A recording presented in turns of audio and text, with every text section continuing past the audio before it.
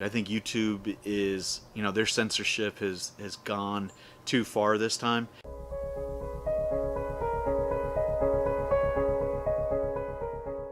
Hey guys, so I'm putting out a video. There's been a lot of talk lately about just on the internet and on YouTube in general, about pages that are being striked on YouTube. And if you're aware of YouTube, you understand the policies, or you know people who've been hit by this, you know that if you get 3 strikes, that your page is deleted and you no longer can put content up because it's completely gone. All your content, everything disappears. Most of these people that are being impacted by that are, putting up videos with a call to action. And it's mainly being hit on the gun community. Now, we had the shooting in Florida a couple weeks ago. You have CNN driving an agenda about gun control in the United States. You see it on their Facebook page. If you follow their Facebook page, you see that there's a lot of discussion about gun control. And what this is turning into in my opinion, this is turning into a crisis of the Constitution. Now, I say that because it's not just the Second Amendment that people are going after now. Now, you've got, with the YouTube, banning pages for perfectly legal content. I'll add, they're not lies. They're not calls to commit violence or to harm anyone. It's simply, most of these pages that I've seen that have had these bans. Most of the content that's being banned or is causing these bans and these channel strikes is perfectly legal. There's absolutely nothing illegal about these videos that these content creators are putting up, but it goes against the narrative that YouTube is trying to push. And if it's something that they don't like, they're just striking the channel until you get 3 strikes, and then you're fall within their guidelines, and they remove your channel. Now, it's not a problem, if you put something up and it gets demonetized and you file a thing and they say, hey, this is a violation of our standards or our terms of service, etc. But these are videos that have been up for years in a lot of cases. So they're going back through, they're finding videos that have too many complaints from gun grabbers in the U.S. or even in the world. I mean, there's really no saying who's putting in these complaints to YouTube to get them to evaluate these videos, but they're just being struck. And that is a, in the United States we have the Bill of Rights, right? So in the First Amendment, you have the right to say whatever you want and not be persecuted by your government. Well, YouTube is a private company, and YouTube can set their standards and their policies based off of whatever they want to. But they advertise themselves as a purveyor of the First Amendment through some of their mottos, where do no harm, and represent or present yourself, and sharing of thoughts and ideas.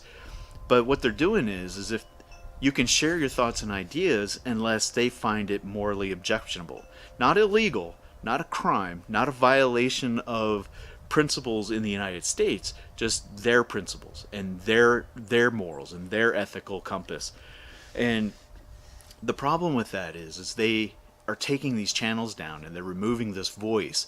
And it's not an act of misleading America, but it's removing a voice in America that has an alternative viewpoint on their platform. Now, it's their platform. There are companies that are filing lawsuits. I think PragerU has filed a lawsuit. There's others that have considered filing lawsuits. I don't know how far those are going to go, but that is an option. But being that they're a private industry, they may have a leg up. It's going to definitely have to go to the Supreme Court. It's definitely going to have to be heard by people who study constitutional law to determine whether this is something that even has a standing. We see other things where that other issues where I see that there's a problem if you look at Facebook, now I follow a lot of pages that I have moral objections to, but I follow them because they have a large user base, and it gives you a nice idea. It gives you insight into the minds of people who are morally opposed to the position of freedom in America. And you see certain demographics in these. Traditionally, you see a lot of females that are outspoken. They're adamantly against guns in America, and that. Well, before I get into why I think that is, but another thing, some of the most ardent voices in the gun control debate on some of these channels, if you look at their profiles, these people aren't even American. Now, how important is that? Well, it depends. There's a lot of conversation that's occurred, with Donald Trump being in the White House around the concept of fake news. Now, fake news is a misdirection or an omission of information in order to sway an opinion. And if you've swayed enough opinions, you can actually change policy. Now, you see this in a lot of these channels. CNN, MSNBC are some of the biggest offenders of this. They're presenting information that isn't factual, or it omits facts in order to guide a conversation in a certain direction that meets with their agenda. And to me, that's dangerous. Now, more so than that, you have the comments and the commentary of people that are following these pages that are inciting information of their own, and they're inciting emotional responses from people that when you look into who they are, they may be British, they may be Canadian, they may be, who knows who they are. A lot of these people don't even have information. You can't view their profiles, so it makes you wonder, what is the motivation for these people? Why do they care about the United States? Why do they care about the politics and policies of the United States? Well, because it creates division in the United States. Now, the 2016 elections, there's been a lot of congressional inquiries into how much did the Russians meddle in the United States elections. Well, you've got factual evidence now from Facebook saying that there were several accounts that were created, hundreds of accounts that were created, that were used as propaganda tools in the United States to incite division. How do we know that these people aren't doing the exact same thing still? How do we know that these people that are commenting about U.S. policy and gun control policy in the United States aren't actively using psychological warfare by manipulating the information that gets disseminated to the American people in order to sway an agenda, to create division? So, I think that's a very dangerous. I think social media has become one of those industries where, whether it's regulated or not, I think there needs to be more exposure and transparency in the kinds of information that are being presented on these social media platforms, because they're being weaponized. You look at CNN, and after the South Florida shooting, CNN is probably one of the most transparent in how it's weaponizing information to sway a position in the United States. And they're getting a lot of traction. They're getting a lot of momentum. And we kind of circle back to the YouTube thing. So you have CNN pushing an agenda, MSNBC pushing an agenda about gun control policy in the United States, and now you have YouTube attacking gun creators, YouTube creators that put out content around guns, and you have a modification of information that's being disseminated to the United States. Now, it's not negative. It's not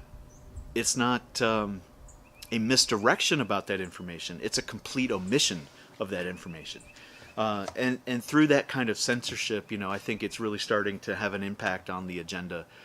Demonetization of videos that YouTube has found offensive is something that's gone on for a while now. But now they're actively banning content that's not illegal because it violates their ethical position, not their legal, not what's right or wrong in the United States of America, but their ethical and their moral compass, being out of San Jose, California.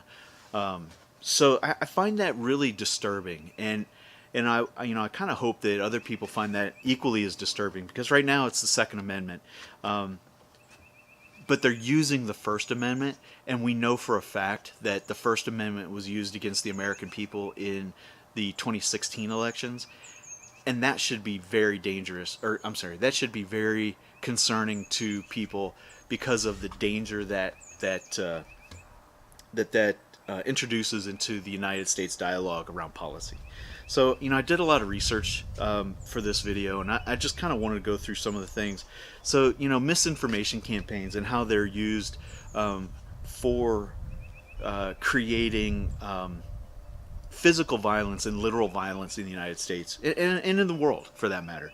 You have the misinformation is around 2016, 2015, 2016, where there was a pizza restaurant that was raping children, and it was being run by the Clintons. That turned out to be absolutely, categorically false. But there was enough of that information being shared on the internet that somebody actually took a gun into this pizza restaurant and started putting a few rounds into the ceiling, trying to get access to where the rape rooms were. Well, that was a complete lie, an utter fabrication of information. And what that did is it created a violent situation in society through false news, fake news. There's other examples. And I'll put these links. I'll put this whole document up on my the comment section below, so people can read it. But PBS did an article about how fake news stories draw attention, and I think when you look at how monetization works in these media, these social media platforms, it's about drawing people's attention. It's about getting them to click on your content and to consume that content, so that the advertisers get the money, or the platform gets money from the advertisers, and in turn the person putting out the content gets money. So fake news is profitable. It's a profitable industry. So if you can incite enough emotional response out of people, you can get them to click on your content, you can make money. And it's being money driven. So PBS did a story about how fake news generates an emotional response in humans, and how people can't ignore that. It's an interesting article about misinformation and the human desire to consume this information. There's a TED Talk where a young lady talks about Boko Haram, and how people were calling the kidnapping a fake news story, and how weaponization of fake news actually led to apathy in rescuing these children, and they're still captive. All these years later, they're still captive. Hundreds of these young ladies. And again, I'll put that video in the comment section. That misdirection, that claim of fake news, even though it wasn't fake, was a real news story, led to a government taking an apathetic position on something that was a violent situation in a country. But because the media was able to convince people that it was a non-story, the government took no action, and that's deplorable.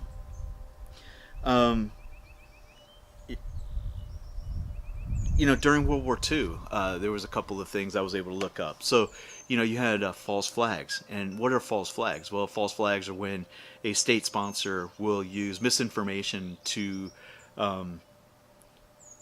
commit an act and then claim it was somebody else doing it in order to start a war.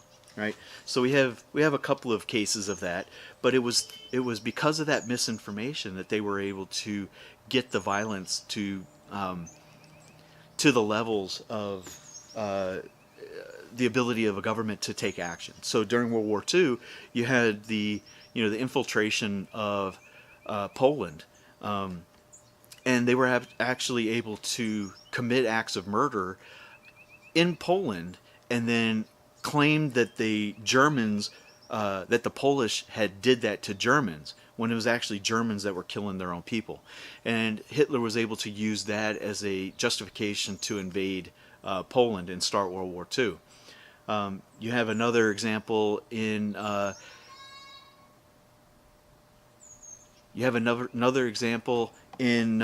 War of 1812, where the USS Maine, through an accident, was blown up. The inquiry said that it was an accident that happened, and in reality, it was an accident that happened. But the government at the time blamed the Spanish, and they used that as an effort to begin the War of 1812, the Spanish-American War. Now, you know, information is, it seems innocuous, being honest, and it can hurt people's feelings, and et cetera, et cetera. But when it's dishonest, and when it's, blatant lies, it can be murderous. And it can be as murderous as anybody carrying any kind of weapon into a school. And I think the United States, we're a smart people, but we're just as we have just as much ability to be misled as anybody in the world. And if you don't if you don't question the media sources and the information that you're receiving from people, then you could fall for just about anything. So I wanted to put this video out. I think it's an important dialogue to have. We're having conversations about guns, and we're having conversations about assault rifles and bump stocks, and it's in the national dialogue. Thanks to CNN, thanks to the shooter in Florida, thanks to previous shooters. But I think something that's really being missed is the real apathy towards the First Amendment and the disregard for finding out the facts. I think people have really become lazy when it comes to finding out information, and to me, I think that's a travesty in itself. Question your media sources, question what people are telling you. Don't be fooled, and look deeper into what somebody says, because they usually have an agenda. Anyway, I'm going to be moving a lot of my videos to other platforms. Just follow my Instagram if you haven't followed me there yet. It's Jeff_Tack. You can follow me on Facebook, Jeff Don. And I'll be putting out information in a couple of different platforms. I'm looking at a couple. I'll note what they are in the comments below. But stay tuned. I think YouTube is, their censorship has gone too far this time, and people need to diversify, and that's what I'm doing. So if you like this video, give it a thumbs up. Share it with your friends. That's appreciated. Subscribe if you haven't. Until YouTube bans this channel, subscriptions are what motivate me to continue to put this content out. And if you don't like what I have to say, or you disagree with what I say, throw it in the comment section. I'm not above learning from you as well. So anyway, take it easy, guys.